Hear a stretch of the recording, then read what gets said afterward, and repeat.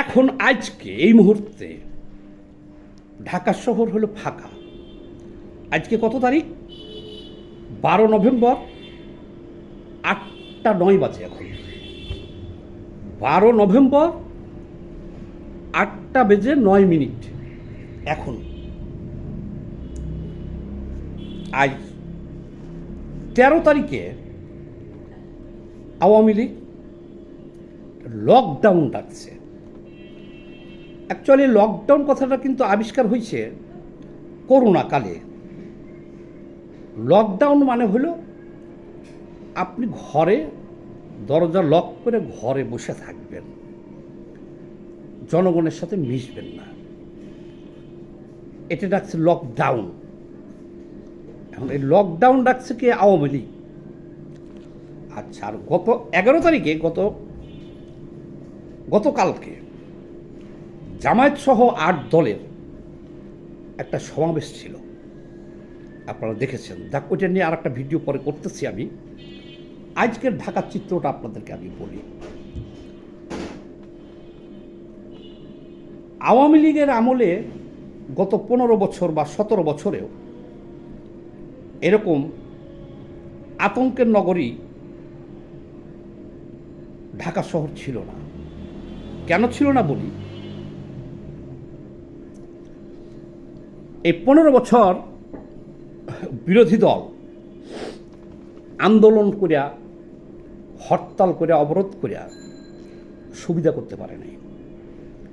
এটা কঠোর হস্তে শেখ হাসিনার সরকার দমন করছিল। আর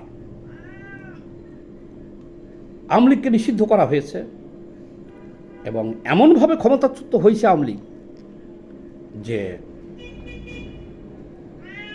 এটা সবাই জানেন যে তারা একেবারে শেখ হাসিনা সহ যান নিয়ে পালাই গেছে গা। মন্ত্রী টন্ত্রী, সিনিয়র নেতা, কেন্দ্রীয় নেতা কাউরে দেখা যায় না। তারপর আওয়ামী লীগকে নিষিদ্ধ করা হয়েছে। আওয়ামী লীগের যাকে পাওয়া যেতেছে তাকে গ্রেপ্তার করা হইতেছে। সারা দেশে একটা নিষিদ্ধ ঘোষিত সংগঠন। হঠাৎ করে দেখা গেল যে আওয়ামী লীগ নেত্রী শেখ হাসিনা সহ কিছু নেতার মনে হয় আগামীকাল 13 তারিখে রায় ঘোষণা করবে। তাও না, আগামীকালকে ঘোষিত হবে যে কত তারিখে রায় ঘোষণা দিবে, সে ডেটটা খালি জানা যাবে। এটা শুনেই আওয়ামী লীগ লকডাউন কর্মসূচি ডাক দিছে তারা। কিন্তু সারা দেশবাসীকে অবাক করে দিয়া আমি এটাকে নিয়ে অনেক হাস্যরস করছিলাম। আমাকে যারা জিজ্ঞেস করতো, আমরা বলছিলাম যে এটা হলো একটা প্রতীকী কর্মসূচি। কিন্তু আমরা কি দেখলাম, গতকাল রাতে ঢাকা বিশ্ববিদ্যালয়ের 5টা স্থাপনায় বা হলে রাইতে ছাত্রলীগ তালা দিছে এবং ছবি তুলে সেটা ফেসবুকে ভাইরাল করছে। তারপরে থানার গাড়িতে, থানার সামনে আগুন দেওয়া হয়েছে। এই যে আমাদের কাকরাইল রমনা থানার সামনে পুলিশের গাড়িতে আগুন দেওয়া হয়েছে। অলৌকিকভাবে অনেকগুলো দুঃসংবাদ, দুর্ঘটনা আমরা এই কয়েকদিনে দেখতে পাইতেছি। পুরান ঢাকায় একজনকে প্রকাশ্য দিবালোকে গুলি করে হত্যা করা হলো। আজকে 12 তারিখ দুপুর পরে বাড্ডায় এক তরুণকে গুলি করে হত্যা করা হয়েছে। আর ঢাকা শহরের বিভিন্ন জায়গায় এই 2-3 দিনে অনেকগুলো বাস পুড়িয়ে দেওয়া হয়েছে এবং এই বাসে যে আগুন দিচ্ছে সেখানে একজন ড্রাইভার মারা গেছে। আমরা দেখছি একজন ড্রাইভার মারা গেছে।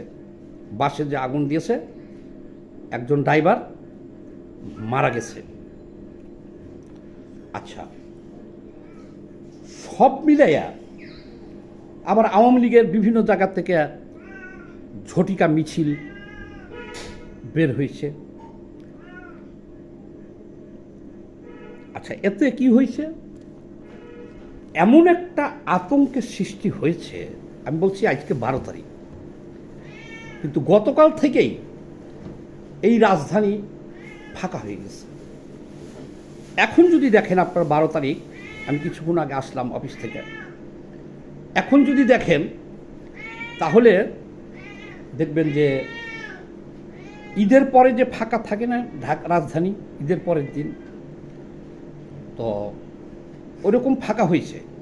কিন্তু ঈদের পরের দিন ফাঁকা থাকলে কি হবে, তখন কিন্তু আতঙ্ক থাকে না, আনন্দ থাকে, উৎসব মুখর থাকে।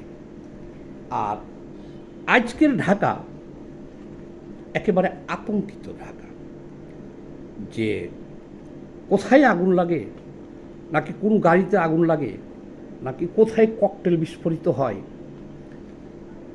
ফিনিক্স পাখির মতো। এটা অবিশ্বাস্য, কেউ কল্পনাও করতে পারে নাই যে এই ধরনের ঘটনা ঘটতে পারে। এবং এখন এটা অনেকেই সন্দেহ করতেছে যে দেখেন আজকে ঢাকার যে পরিস্থিতি, যদি আওয়ামী লীগের কারণে হয়ে থাকে, এই ঘটনাগুলো যদি আওয়ামী লীগ ঘটে থাকে, যাই 2 দিন যাবৎ ঢাকার বা দেশের এই যে গ্রামীণ ব্যাংকের দেশের বিভিন্ন স্থাপনায় আগুন দিছে, কতটুকু দুর্ধর্ষ, গ্রামীণ ব্যাংকের হেড অফিস মিরপুর, যেখানে নিরাপত্তা নিশ্চিত করা আছে, সেখানেও আগুন দেওয়া হয়েছে। তো এই ঘটনাগুলো যদি আওয়ামী লীগ করে থাকে এবং এই পজিশন সৃষ্টি করতে পারে, যেমন ধরেন আজকে ঢাকা একটা ভুতুরে নগরীতে পরিণত হয়েছে ঢাকা, এখন তো একেবারে ফাঁকাই হয়ে গেছে। এখন বাজে হলো 8টা, 8:15 বাজে, মানে 8:16 আপনি ঢাকায় একেবারে এমার্জেন্সি কিছু লোক ছুটাছুটি করে চলে যেতেছেন। সন্ধ্যার আগেই ঢাকার বাইরের লোক ঢাকা ত্যাগ করছে, আর মানুষ সব ঘরে উঠে গেছে। এই ক্ষমতা যদি আওয়ামী লীগের হয়, যে লকডাউন ডাইকে কার্যকরী করতে 100% কার্যকরী হয়ে গেছে। আজকে যতগুলো জায়গায় ককটেল বিস্ফোরণ হয়েছে, যে ট্রাইব্যুনালে বিচার হইতেছে সেখানেও ককটেল বিস্ফোরণ হয়েছে ধারাবাহিকভাবে। আজকে হয়েছে, গতকাল রাতে হয়েছে, প্রশাসনের গাড়িতে, ঢাকা বিশ্ববিদ্যালয়, ঢাকা শহরের ইম্পর্টেন্ট জায়গাগুলোতে ধারাবাহিকভাবে গাড়িতে আগুন, ধারাবাহিকভাবে অগ্নিসংযোগ এবং হত্যা। অর্থাৎ আওয়ামী লীগ যদি লকডাউন ডাকছে আওয়ামী লীগ, তো এই টোটাল ঘটনাগুলা যদি আওয়ামী লীগ ঘটায় থাকে, তাহলে রাজপথ তো এখন তাহলে আওয়ামী লীগের দখলে। তাহলে আপনারা নির্বাচন করবেন কীভাবে? আওয়ামী লীগ যদি এই লকডাউন ডেকে এই ঘটনাগুলো, এখনও আমরা জানি না যে এগুলো আওয়ামী লীগ করছে কিনা, কারণ নির্বাচন বানচাল করার জন্যে অন্য কোনো গোষ্ঠীও তো করতে পারে আমাদের ধারণা, এবং তদন্ত চলতেছে। কিন্তু কথা হলো এখানে যে যদি এই লকডাউন ডাইকা এই পরিস্থিতি জামাত বিএনপি সহ সকল বিরোধী দল এরকমভাবে গাড়ি ঘোড়া পড়ে আতঙ্ক সৃষ্টি করে মানুষকে ঘরে উঠাইতে পারে নাই 15 বছরে, তখন শেখ হাসিনা শক্ত হাতে দমন করছে প্রশাসন দিয়া, আর যুবলীগ ছাত্রলীগ হেলমেট বাহিনী দিয়া। তাহলে একটা নিষিদ্ধ আওয়ামী লীগকে যদি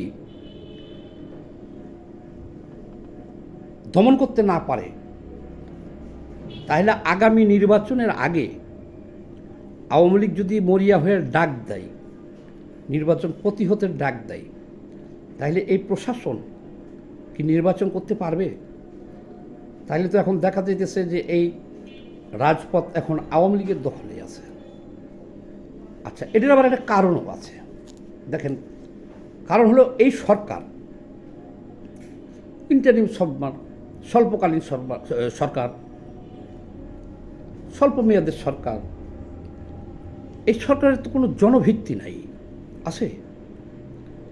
এটা কি বিএনপির সরকার? যে তাদের সারা দেশে ভিত্তি আছে, কোটি কোটি জনগণ আছে এসে দাঁড়াইতে, বা ধরেন জামাত, বিএনপি, এনসিপি বা এরকম কোনো দলীয় সরকার তো আর এটা না, এদের তো কোনো জনভিত্তি নাই এক। তাহলে এদের ক্ষমতা কি? ক্ষমতাটা হলো প্রশাসন। কিন্তু মনে রাখতে হবে, এই প্রশাসনের গত অভ্যুত্থানের সময় প্রায় 400-450 থানা লুট হয়েছিল, অনেক পুলিশ সদস্য নিহত হয়েছিল। তো এই পুলিশ প্রশাসনকে যে ঢেলে সাজানোর দরকার ছিল, বা তাদের মনোবল কিন্তু এখনো ফিরে পায় নাই। কাজেই প্রশাসন এখন দুর্বল, কাজে এই প্রশাসন দিয়া এই ইউনূস সরকার স্বভাবত কারণেই এগুলো আর ট্যাকেল দিতে পারতেছে না। তাহলে নির্বাচনের আগে ট্যাকেল দিতে পারবে বলে মনে হয়? আমার তো মনে হয় না। আমরা এখন হতবাক হয়ে গেছি, বিস্ময় হয়ে গেছি যে এই লকডাউনে এই যে সাবোটাজ, এই যে অগ্নিসন্ত্রাস, এই যে যা কিছু হইতেছে, এই যে আতঙ্ক সৃষ্টি করে ঢাকা শহরে 2 দিন ধরে একেবারে ফাঁকা করে দেওয়া হয়েছে, প্রশাসনের নাকের ডগায় ককটেল বিস্ফোরণ, প্রশাসনের গাড়িতে আগুন, তো এই যা কিছু হইতেছে, তাহলে কি রাজপথ থেকে আওয়ামী লীগের দখলে? এখানে অনেক প্রশ্ন আমাদের সামনে চলে আসছে এখন, যে এটাকে আসলে টোটালি আওয়ামী লীগই করতেছে, নাকি আওয়ামী লীগের সাথে আরও একটা গোষ্ঠী যোগ দিচ্ছে যে যারা আগামীতে নির্বাচনটা চায় না তারা। তো সবাই ভালো থাকেন, আমরা একটু অপেক্ষা করে দেখি কালকে কি হয়।